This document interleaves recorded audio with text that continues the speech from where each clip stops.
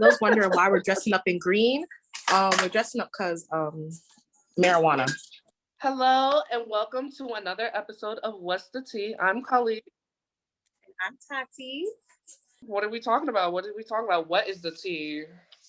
Well, today we're talking about pretty much drug usage, the Demi Lovato documentary, and marijuana and everything else. What am I drinking? Oh, the tea that I have in my cup today. I keep forgetting. Why do I keep forgetting that most important part? I don't know why. But the tea that I have in my cup today, it's black tea. I'm gonna try it. First time reviews. It's a little cold because it's been sitting here for a little bit. Let's see. That was disgusting. Don't try it again. Don't ever try black tea. I don't recommend it. It's disgusting. That shit almost made me throw up. Let's just skip the tea, girl. Let's go into these drugs. So weed is legalized now. How do you feel?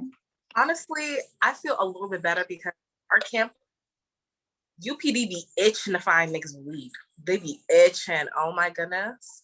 So like the fact that weed is legalized, I hope that like, you know, that hunter mentality that UPD has could kind of like come down. So if you catch a nigga with weed, mind your business. And before our eyes, everyone's like, oh my God, yeah, they legalized the weed. But watch, something fucked up is gonna happen. I smoke occasionally, so I'm not addicted to this. But for those who are, I feel like this is gonna be their reason. This is a reason to become addicted. In my eyes, they're like, oh, it's legal, of course. That's true. Like I could understand that in some points, but I don't know because I smoke weed a lot more than you. So I feel like he's calling me out a little bit.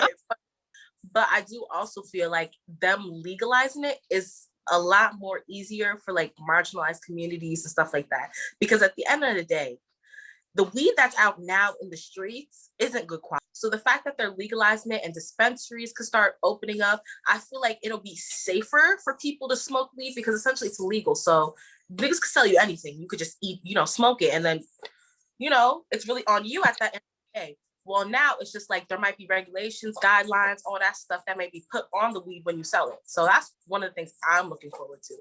At least I know if I'm smoking something, Have you done any, what like hardcore drugs you have taken? Girl, just marijuana. Like I remember one time I had got a weed pen from someone and I thought it was a weed pen, but it turned out to be like a nicotine pen. Girl, I felt sick for weeks. What about me? I've done a lot of drugs before, guys. I'm going to admit, I've done a lot of drugs. Not to put your business out there, but what would you say would be the craziest one you've done? Well, it's hard. Okay, so let me tell you guys the story. This is what happened. So I met this dude on this app or whatever, and it's just so happened he lived across the street from me. And I walked across. The thing is, I was feeling like a bad bitch, so I was like, I'll bring myself to your house whenever I feel like it. So I went to his house. We're talking, and he offers me a bong, and in this bong is like I think it was either like cocaine or something. It was like something else aside from like weed in the bong. It was like meth or cocaine. It was like one of those two. So he tried to do that to me. I took a hit. I started dying because it tastes like metal. That's what I got, metallic. The rest of the night was really nice. But then the gag is I come back the next day, unannounced again. It's like the next morning. And when I go into his house, I see rubber bands on his arm and legs. And I saw needles because I went in his cabinets. And because I was going to cook him a nice little breakfast and shit. So I went in his cabinets to see stuff. But no, I saw heroin. Yeah, I saw the full thing, girl. And he was literally laying on his bed, face down, ass up. And I was so scared. A girl, because what's really itching, what's really killing me is the fact that you found that in his cabinets. Not food, not canned goods. That's fucking crazy, bitch. I know, right? Girl. And it's crazy because it's always like the LGBT community that's so wrapped up in these drugs. And like, that's how I became experienced to them. It wasn't like I found them on the street. I found them by fucking with other gay people. Not to be like homophobic or anything, but like, yeah, like that's how I found out. So it was like, Drugs are really everything. And I mean, like, hey, don't even happen to marginalized people. It happens to people in Hollywood too. How are you feeling with drugs being such a staple in Hollywood, you know? Honestly, like you have to remember, like these people, we know about their lives 24/7, you know what I mean? So it's just like they got paparazzi following them. I'm not surprised that a couple of them is doing some hardcore drugs, respectfully, because listen, I've seen Twitter comments.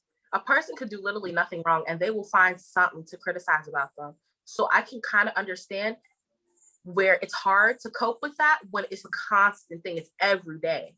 With being a celebrity, you have to have this kind of model. And I feel like that's probably what made them do that, because they were trying so hard to be role models. They were just like, listen, a bitch needs a break. You know what I mean? To like, you don't get it? No, like I do get it, but it's just like you start sniffing coke, like just walk away from the spotlight at that point. Yeah, true. I mean, it's a tough world. Like Demi Lovato, we both recently watched the Demi Lovato documentary. Yeah, I saw the one on like YouTube Red, and honestly, in my personal opinion, it's kind of scary. I remember yesterday I was with my friend Ruth, and we were watching the 2018 one, and Demi was like, "Oh, last time I did a full interview like this, I was high off of cocaine," and I'm like, "Oh, damn, girl, okay." So I was like, "Okay, so she's really starting off toxic here." And then I watched half of it. I was like, "Okay, I'm done. I don't want to see any more of this." So then I realized there was a newer one that came out. And it was a continuation of the 2018, because during the 2018 one, she overdosed again. Demi hadn't had done drugs. Like she got a whole team of people to like protect her, make sure she was eating right and all of that stuff. And literally, it was just one night her friend just walked in on her in the bathroom, smoking meth in a bong. Talked about this in the movie. Did she end up punching the girl in the face afterwards? She did? Yeah, that was 2018. Okay, yeah, we see. Okay, because she talked about that same story. That shit had me gagged. She was like, her friend snitched on her, and then she manipulated everyone to telling her where the bitch is, and she was like, "Oh, you want to snitch on me?" Boop boop boop. I was like, no, I wish I was there. What made the newer documentary like really shitty, like not shitty, but like really sad, was that when she overdosed again during the 2018 documentary, bro, I kid you not, this woman literally was laying in her bed for like how many hours, and her drug dealer took advantage of her. She had 3 strokes, and like all of that shit was crazy. But yeah, like now, like she has severe brain damage to her eyesight, so now she got blind spots. She can't drive no more. What? That means going through all of that. Yes. Oh God, Demi, I know. Not Sunny with a Chance. Isn't that's that she was a Sunny with a Chance? And she was high the whole show. You know that, right? Poor Demi. It's always the white kids though. Yeah, Pete. It's always the little white kids. No shade. Let me stop. She's half Latino. She's half Latino. That's crazy. I literally did not know Demi was going through all of that. Like I've seen Simply Complicated, and honestly, I don't like the movie. It was scripted. It was clearly scripted. And they just went from like roasting Demi to showing mad love for Demi. That shit was as bipolar as Demi. Like no shade. That whole movie was very bipolar. I respect her telling her struggles and stuff. That was very strong of her, because a lot of bitches probably wouldn't be able to do some shit like that. Yeah. But yeah, I know she was doing so much. I was like, oh my God, girl, I'm surprised you ain't dead. Like girl, no shade. I'm just surprised, because none of us knew. She hit it real that's good. That's the thing. That's what I'm saying. Literally, these niggas, like the people in the documentary were like her best friends, her assistant. I like that you mentioned that, because something that she did mention that stuck with me was how she had an eating disorder, of how she eats sweets and stuff like that. Mm-hmm. And I don't know, how do you feel about that? How do you feel about that? Because I feel like food is a drug. Bitch, sugar, no, it is.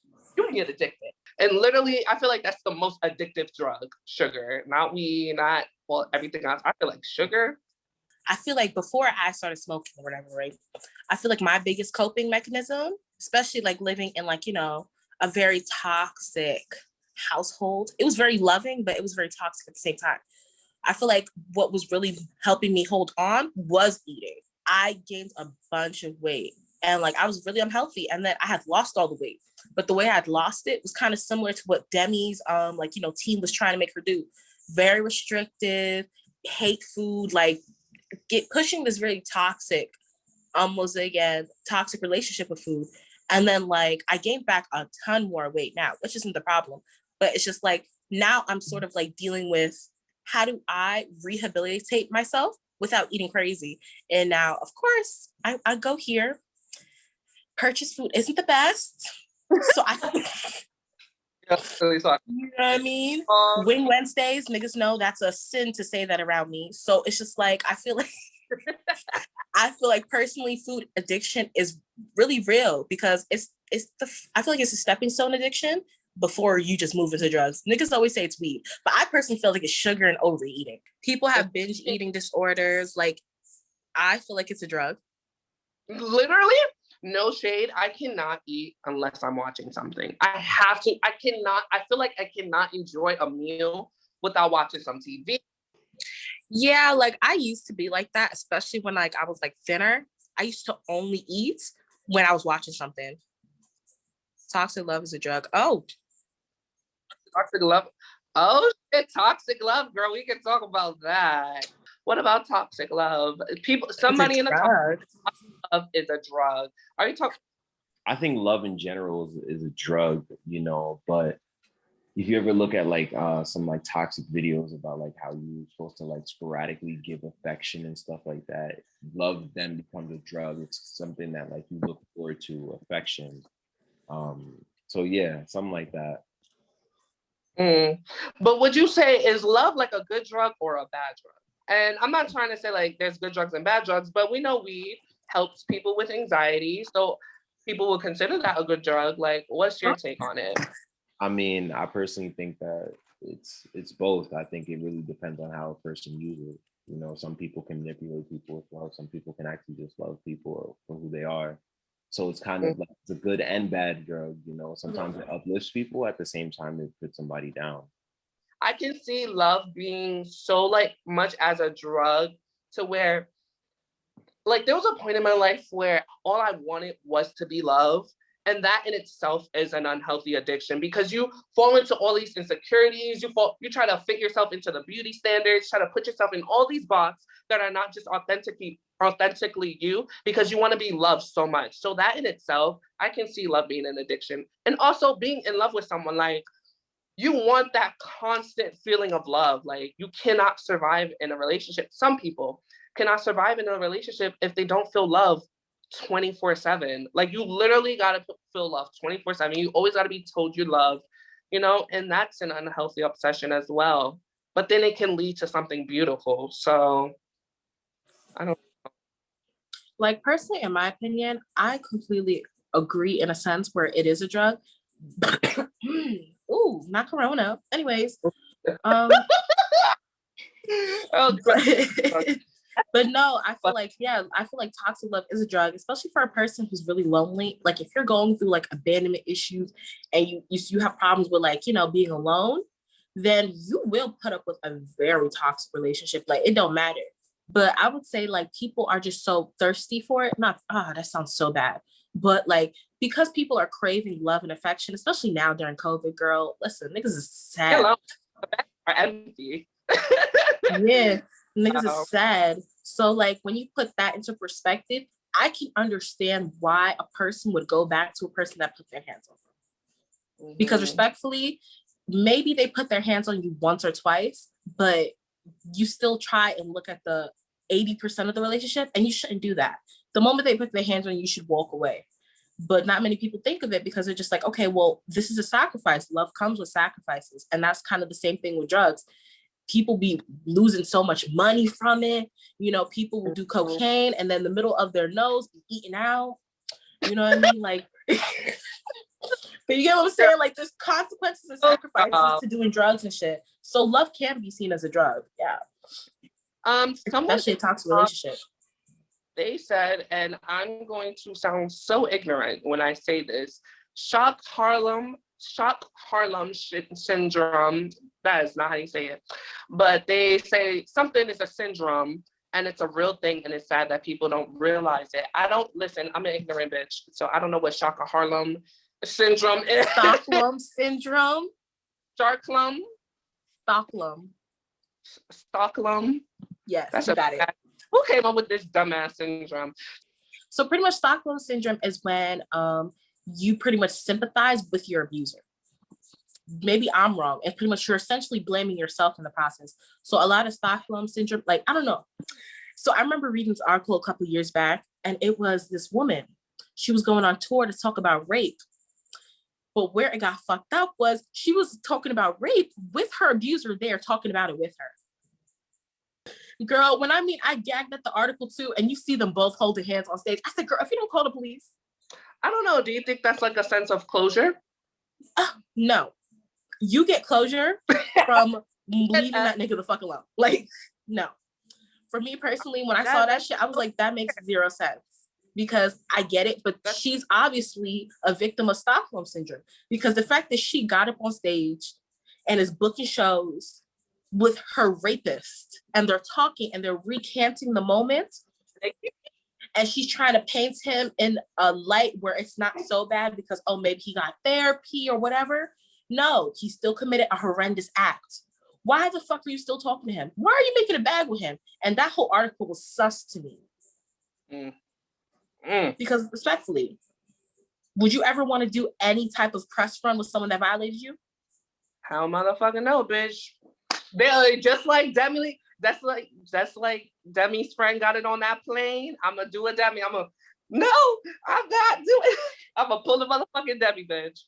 I love that part. I love when they did that. Anyway, that's not important. Nah, I remember hearing about that and I was like, damn, like that's like the ghettoest shit I've ever heard. Like, I did not know Demi can get down like that. I did not know.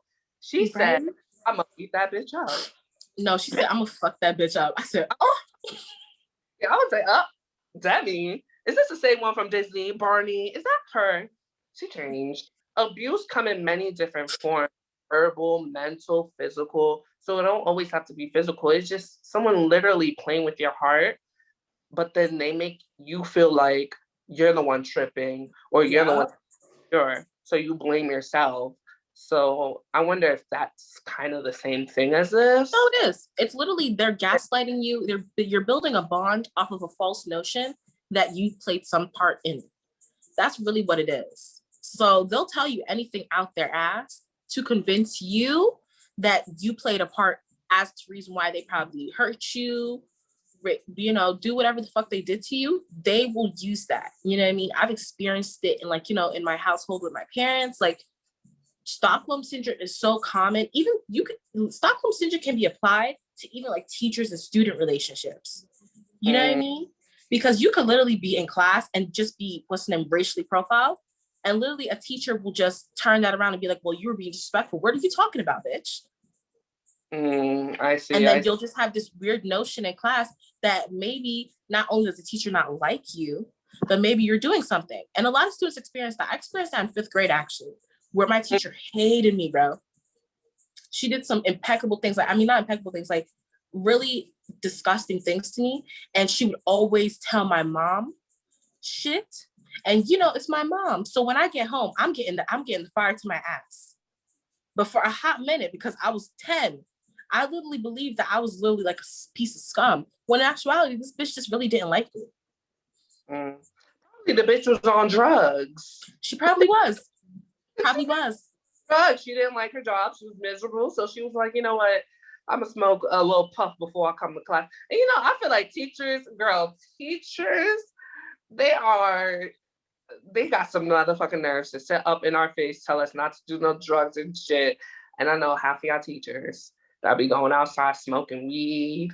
Y'all be fucking each other, having full-on orgies and shit. So I know the ins and outs. High school, listen, I would hate to be a high school teacher because every student will be in my business, literally. Oh, orgies? Oh, nah. Girl, they be having full-on orgies at parent-teacher conferences. You be surprised, but niggas be fucking. Niggas be fucking out here, bro. It's It's disgusting sometimes, but listen, as long as it's consensual, that's all that matters. But niggas be doing all types of shit.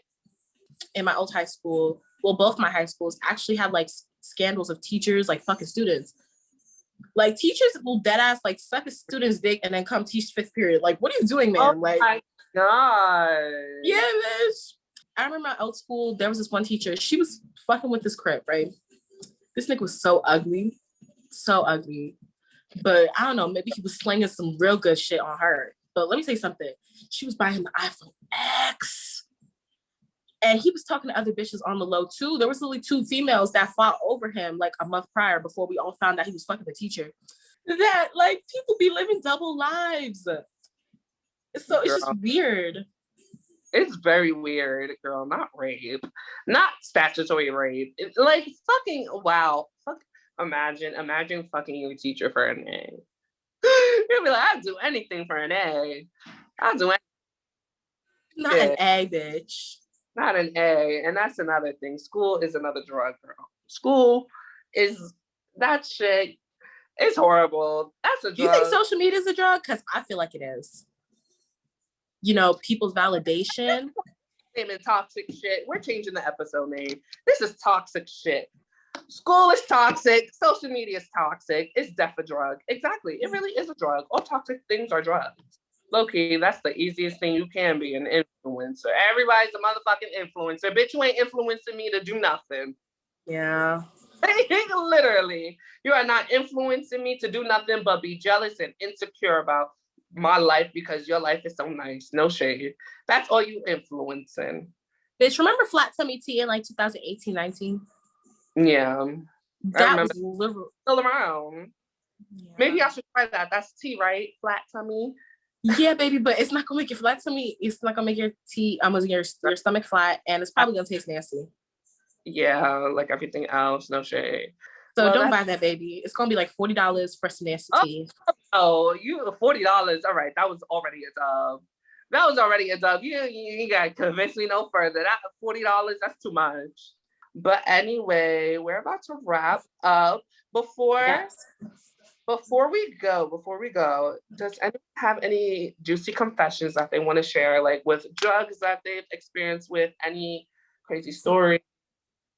So pretty much she said, one time I blacked out in the Van Gogh Museum, and after taking hash brownies, I do not remember the day. Ooh, girl, you better hope nothing fucked up happened that day. Ooh, girl. All right, let me read this one. So this comment says, I smoked a lot in one day and I started tripping in the city. And by the end of the day, by the FDR, wait, bitch, you almost jumped off the FDR bridge? Wait, no, that's not a bridge. That's a highway. I'm stupid. But imagine jumping out in the highway though. Like, what? That's good. Oh, yes, we forgot that disclaimer. Don't smoke. Don't. Yeah. Drugs are not for kids.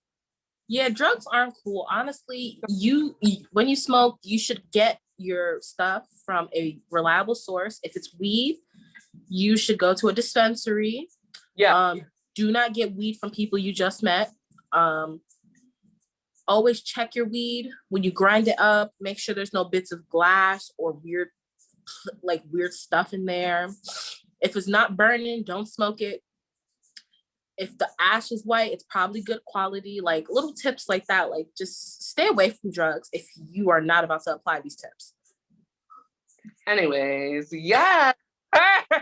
Yes, guys, be safe. And with the legalization of weed, just be safe out there, guys.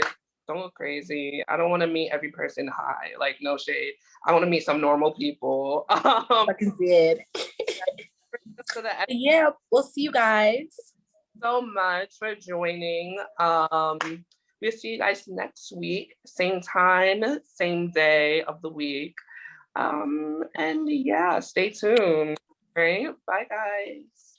Bye.